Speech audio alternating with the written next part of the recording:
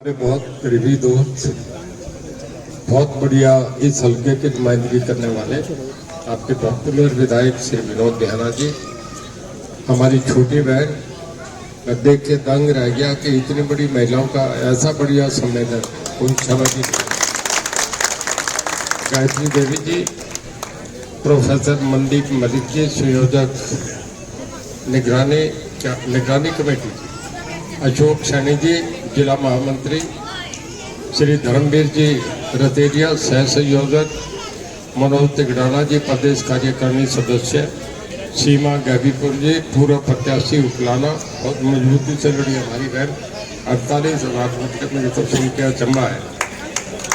हमारे सरोज सियाग, पूर्व प्रदेश सचिव, अशोक डालिया जी, मंडल अध्यक्ष, राजपाल यादव जी, सोनू जांगड़ा जी, विधानसभा संयोजक, तनुज खुराना जी, मंडल महामंत्री, चांदलील विधानसभा विस्तारक, उषा शर्मा महामंत्री, और जिनके नाम नहीं ले सका वो मेरे उतने याद रहे जितने नाम लिखे थे।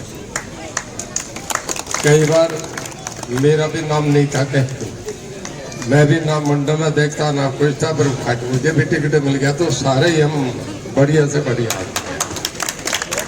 मैं तो मोदी साहब के बड़े दिल की तारीफ कर रहा हूँ कि हम बाहर बैठे थे पार्टी से और हमें उठा के, मैं इस बात का, इस एहसान को कभी जिंदगी में नहीं भुला सकता कि प्रधानमंत्री जी, अमित शाह जी और हमारे जो अध्यक्ष हैं राष्ट्रीय नड्डा साहब और माननीय मनोहर लाल जी के जिन 4 लोगों ने निर्णय करना था, उसमें पता नहीं मैं उस निर्णय में कैसे आ गया, ये मैं समझता हूँ मेरे लिए बहुत बड़े सौभाग्य की।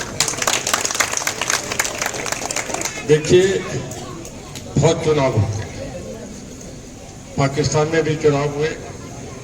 आप हम देख रहे थे, इमरान जेल में थे, बहुमत होने आ रहा था, मेजोरिटी वोट जीत रहे थे, और समझौते हो गए कि नवाज शरीफ के भाई को, उसकी बेटी को वहाँ पंजाब का चीफ मिनिस्टर बना दिया, मुमताज भुट्टो के हस्बैंड को देश का राष्ट्रपति बना दिया और नवाज शरीफ के भाई को प्रधानमंत्री बना दिया।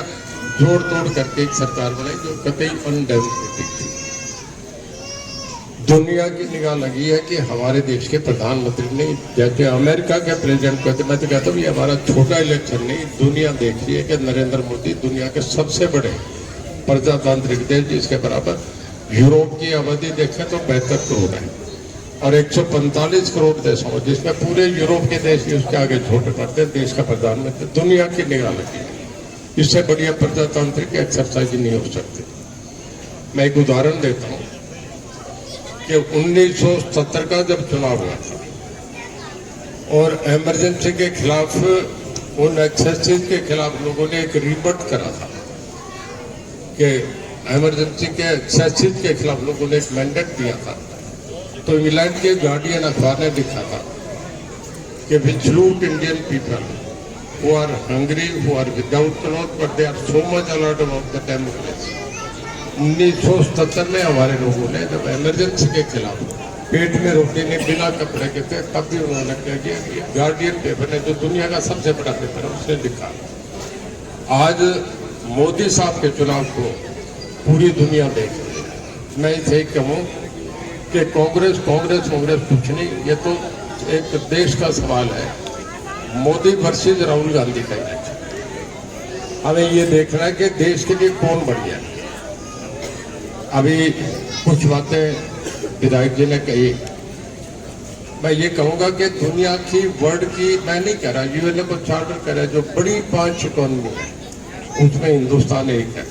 हम दुनिया के 211 मुल्क में हम 5वीं ताकत, जो दुनिया की सबसे बड़ी है, इससे देश का अंदाजा आता है। दुनिया की जो सबसे बड़ी 4 फौजें हैं उसमें अमेरिका, रशिया और चाइना और उसके बाद हिंदुस्तान, हम 4 में एक है 211 में। ये हमारे लिए बहुत गौरव की बात है। मुझे याद है कि जब यूएनओ की मीटिंग होती थी, G20 सम्मेलन होते थे, हमारे मनमोहन सिंह जी, नरसिम्हा राव जी खड़े रहते थे, कोई नोटिस नहीं लेता था। और अब हमारे प्रधानमंत्री के लपक के लोग पढ़ते हैं कि एक बार मोदी साहब से हाथ मिला ले, चाहे वो बाइडेन है, चाहे पुतिन है, चाहे जेनफिंग है, चाहे जर्मन की चांसलर है, ये हमारे देश की इज्जत है। इसका क्या हमें अच्छा लगता है एक आदमी है जो ऐसे मजबूती से कर रहा है। मैं आपसे बता रहा हूँ, ये चुनाव साधारण चुनाव नहीं है, ये चुनाव इंडिया के हिंदुस्तान की एक हिस्ट्री का अलग इलेक्शन होगा। मैं एक हिस्ट्री का स्टूडेंट रहा हूँ।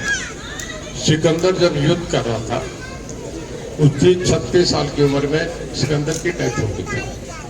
देखिए, किसी भी आदमी को 10 देश नहीं जानते, पर अगर योद्धा के रूप में देखें तो सिकंदर और नेपोलियन को दुनिया में अगर कोई आइलैंड बसा है वहां भी जानते हैं कि सिकंदर कौन था। सिकंदर जब युद्ध कर रहा था तो ईरान के जब दारा को हट गया था।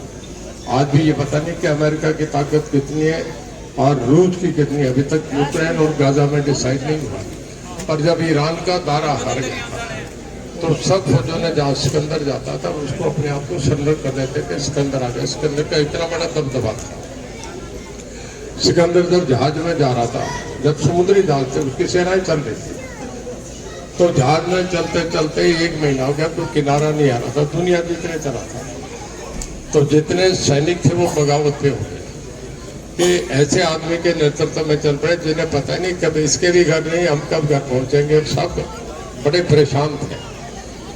तो ये आप हमने गांव में देखा है, एक रात को कुत्ता भौंकने लगा तो सिकंदर कहने लगा कि जहाजों को इधर मोड़ो जहाँ कुत्ता भौंक के जा रहा है, उस तरफ मुंह करके जिस तरफ उसका मुंह था जहाजों को चला दिया। कुत्ते और घोड़े को पता लग जाता है कि आबादी किस तरफ है। जब पहुंचे तो आगे सुबह जमीन पे आगे तो सिकंदर ने कहा कि इन जहाजों को जला दो। जितने समुद्री जहाज थे सबको आग लगाने को, तो जितने सैनिक थे वो विद्रोह करने लगे कि भाई ये ऐसे जहाज जलाएगा, वापस कैसे जाएंगे, यहाँ ले आए वापस अपने घर कैसे जाएंगे। तो सिकंदर कहने लगा कि जिस दिन तुम मेरी सेना में भर्ती होते तो मुझे खून का तिलक करा था। ये हम मैंने कहा था जो मेरी सेना में आएगा खून का तिलक करके कि मेरे साथ जीवन भर साथ रहेंगे। तो बोले उसको आज तक को याद रखो। तो कहने के जहाजों को जला दो, जहाज जला दिए। तो कहने का भाई एक ही बात सामने रखो कि या युद्ध जीतेंगे या हमारी जान जाएगी। तो उसके बाद युद्ध जीता और जीतकर दुनिया को वापस सिकंदर चला गया। तो हमारे सामने एक ही ध्येय होना चाहिए, रणजीत सिंह का इलेक्शन ही है। मुझे तो एक कैंडिडेट बना दिया, मैं तो एक प्रतीक हूँ उनका। चुनाव तो मोदी साहब का, देश के प्रधानमंत्री का चुनाव।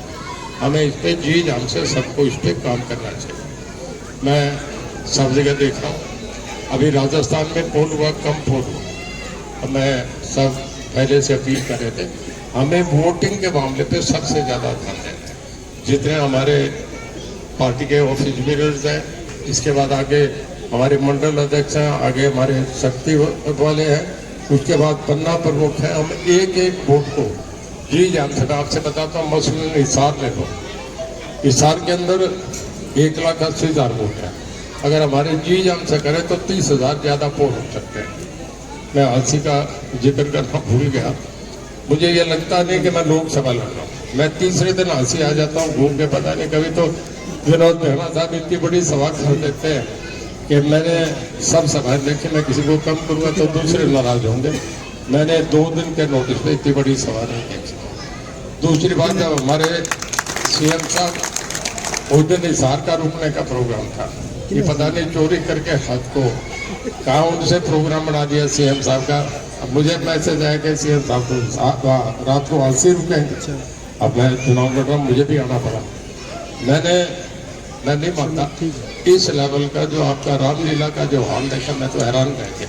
मतलब वो इतना सजा धजा, इतनी भीड़, इतना बढ़िया जोश था। और मैं सीएम साहब बोले थे, मैं जल्दी चला, टाइम भी पहुँच गया उनके होते, पर ऐसा बढ़िया स्वागत। फिर आज मैं बहन जी का देख रहा हूँ, गजब का रखा है।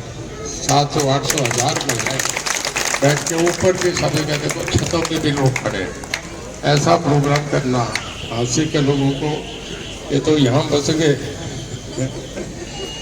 चाणक्य कहता है कि आदमी को या तो राजा के पास बसना चाहिए या नदी के किनारे बसना चाहिए। झांसी के लोग तो बहुत है, पता नहीं ना आप नदी के किनारे बसे ना राजा के पास जाके। आपको तो दिल्ली के पास जाके बसना चाहिए था।